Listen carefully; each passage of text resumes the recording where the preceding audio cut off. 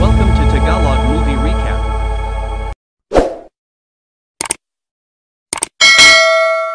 Maligayang pagdating sa Tagalog Movie Recap at ngayon magre-recap tayo ng pelikula Hounds of Love. Ang pelikula ay nagsimula 1987 sa Perth, Australia na nagpapakilala sa amin kina John at Evelyn na isang medyo may edad na mag-asawa na dumukot sa mga batang babae at pagpatay sa lalong madaling panahon. Nakatagpo namin si Vicky Maloney ng isang maliwanag at charming na teenager na nakikipagbuno sa kanya mga magulang kamakailang paghihiwalay sa kabila pangunahing nakatira sa kanyang ama na si Trevor. Madalas siyang kasama ni Vicky tuwing weekend.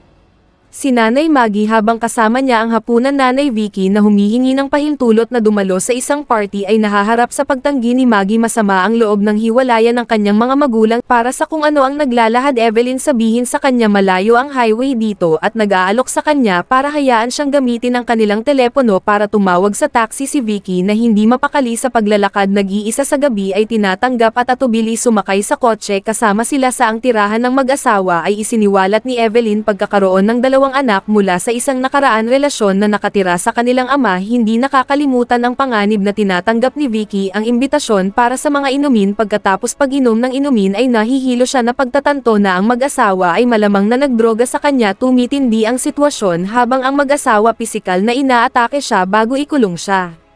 Sa isang silid kinaumagahan, Maggie natuklasan ang kawalan ni Vicky na nagudyok sa tawag kay Trevor na hindi pa nakikita. Samantala si John ay sinusuri ang kay Vicky mga ari-arian na nagpapakita ng mga larawan ng pamilya. Sa kabila ng hindi mapakali na takot ni Evelyn ay tumahimik sa kanya sa isang paghaharap sa isang aso. Aksidente na laman ni Vicky na ipinagbawal ni John. Bumagsak sa tainga na desperado niyang banggit na kakayahan ng kanyang surgeon father na magbayad, ngunit tinanggihan ni Evelyn ang paniwala ng pera. Sinusubukang manipulahin ni Vicky ang sitwasyon sa pamamagitan ng pagtalakay sa mga larwang pambata, ngunit si Evelyn itinuro ang usapan kay Vicky pamilya at ang kanyang mga magulang ay naghihiwalay sa banyo sa gitna ng malakas na tunog ng eroplano. Iniisip ni Vicky ang kanyang lapit sa isang airport. Naman sa labas ng bahay, JN nakikitungo sa dalawang nananakot na gangster sa bayaran ng isang utang na nangangako ng pagbabayad sa iilan days. Back inside, bilin ni Evelyn kay Vicky na magsulat ng liham na nanligaw sa kanyang pamilya.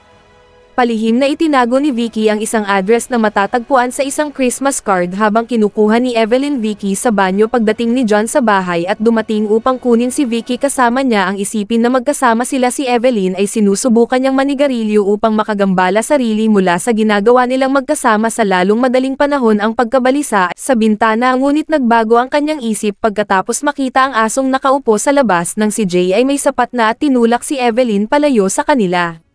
Pansinin na wala na si Vicky bilang mag-asawa nagmamadaling lumabas sa kanya. Si Vicky nagtatago ng lugar sa bathtub at sinusubukang gawin lumabas sa harap ng pinto, ngunit nahuli sa pamamagitan ng mga ito sa kanyang paglabas. Habang kinakaladkad nila siya pabalik sa kwarto, may kumatok sa pintuan. Si Vicky ay sumisigaw para humingi ng tulong, ngunit pinipigilan ni JN ang kanyang tahimik habang si Evelyn ay buksan ang pinto at humanap ng kapitbahay na nakarinig nagkakagulo at iniisip na ang mag-asawa nag-aaway na naman daw. Tatawagan niya ang mga pulis, ngunit pinagbantaan siya ni Evelyn ng isang pares ng gunting na tinatakot siya kapag umayos ang mga pangyayari. Humingi ng tawad si Evelyn. Sinisisi ni John ang sarili sa lahat ng bagay na ginawa niya. Muling ipinahayag ang kanyang pagmamahal sa kanya na kanyang pinagsasamantalahan sa pamamagitan ng pananakot. Iwan mo siya kung nakataka si Vicky sa mga sumusunod araw. Silid na naghahanap ng liham sa mailbox. Ang nilalaman nito ay naguguluhan sa kanila na humahantong sa tensyon sa pagitan ni na Trevor at Maggie. Trevor sinisisi si Maggie sa pagkawala ni Vicky, nakikiusap para sa pagkakasundo, ngunit siya pagtanggi ng bigong umalis si Trevor. Ang sulat bilang takot ni Maggie para kay Vicky kaligtasan. Samantala sa kawalan ni Evelyn, inaabuso ni John si Vicky. Sa pagbabalik ni Evelyn, inihayag ni Vicky ang pagmamanipula ng pag-atake. Nakikiusap si Evelyn laban kay John. Vicky palayain ang panata ng katahimikan sa pulis, ngunit nananatiling kumbinsido si Evelyn. Sa halip siya sinusubukang makuha ang pabor ni John kay Donnell.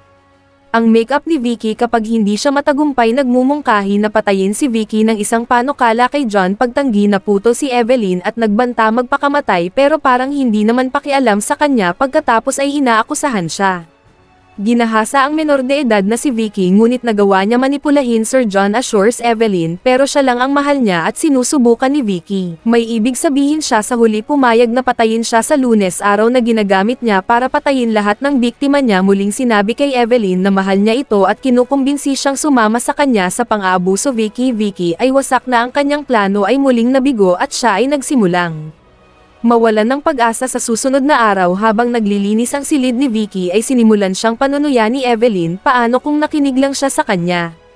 Ina at manatili sa bahay na sana hindi napunta sa ganitong sitwasyon si Kurt. Inamin ni Vicky na talagang nagsisisi siya pagsuway sa kanyang ina at nagsimulang umiyak. Lalong itinulak ni Evelyn ang pagsasabi kanya na maaaring hindi maging ang kanyang ina naghahanap sa kanya sa lahat, samantala nakikita namin na mas determinado si Maggie kaysa dati upang mahanap ang kanyang anak na babae. Habang naghahanap sa pamamagitan ng mga gamit ni Vicky ay dumarating siya sa kabila ng initial ng boyfriend niyang si Jason na nagpapaalala sa kanya ng hindi pangkaraniwang sulat na tanggap niya sa sulat na humihingi ng tulong sina Maggie, Trevor at Jason. Biktima mismo sa pagkabigla. Vicky witnesses ang brutal pero nananatiling tahimik. John sinisigurado sa kanya ng pagtatangka ng pagbibigay katwiran. Dinadala ang kanyang mga anak at inulit ang pangakong papatayin siya nang sabay ipinakita nina Trevor, Maggie at Jason ang decoded letter sa pulis na humihimok sa kanila upang imbestigahan ang address na ikinadismaya ni pulis sa aksyon na sila ay nagpasya na gawin bagay sa kanilang sariling mga kamay. Pabalik sa bahay ang tensyon escalate sa paglalahad ng mga kaganapan sa isang sinister turn ng mga pangyayari. Pinilit ni Evelyn si Vicky na sumulat ng mapanlinlang na liham na naghahabol ng kasiyahan sa Adelaide matapos ang sulat. Si Vicky naman ay nilagyan ng droga ni Evelyn. Bumalik ang mga gangster na humihingi ng pera mula sa may hawak na kutsilyo si John sa lalamunan ni Vicky. Pinipigilan siya ni Evelyn na mag-ingay bilang kinukuha ni John ang pera na nakatago sa pasko. Naalala ni Vicky ang kanyang nabigong pagtatangka para humingi ng tulong kay Maggie na desperado ang paghahanap sa kapitbahayan ay nangangailangan ng si Vicky sa labas ay nagnanais na maabot ang kanyang mga magulang. Sinubukang takasan si Trevor sa kalaunan na kumbinsi si Maggie na wala siya dito at bumalik sila sa kotse pabalik sa loob. Sinubukan ni John na sakalin si Vicky pero ngayon sapat na sa kanya si Evelyn at mga saksak siya sa likod habang siya ay ginulo. Sinubukan ni Vicky na umakyat sa bintana ngunit nakita niya si Evelyn na nakatayo sa labas ng door. Vicky makes a run for a desperately. Sinusubukang maabot ang kanyang mga magulang at nakakapagtakang hindi pinipigilan ni Evelyn. Nakita ng kanyang Maggie ang kanyang nasugatang anak na babae sa pamamagitan ng rearview mirror at nakakakuha. Nagmamadaling lumabas ng sasakyan para iligtas siya. Anak na babae sa dulo ay inaalis nila siya. Mula dito at bangungot akala ko si Wasim. At dito natatapos ang Tagalog Movie Recap. Thanks for watching.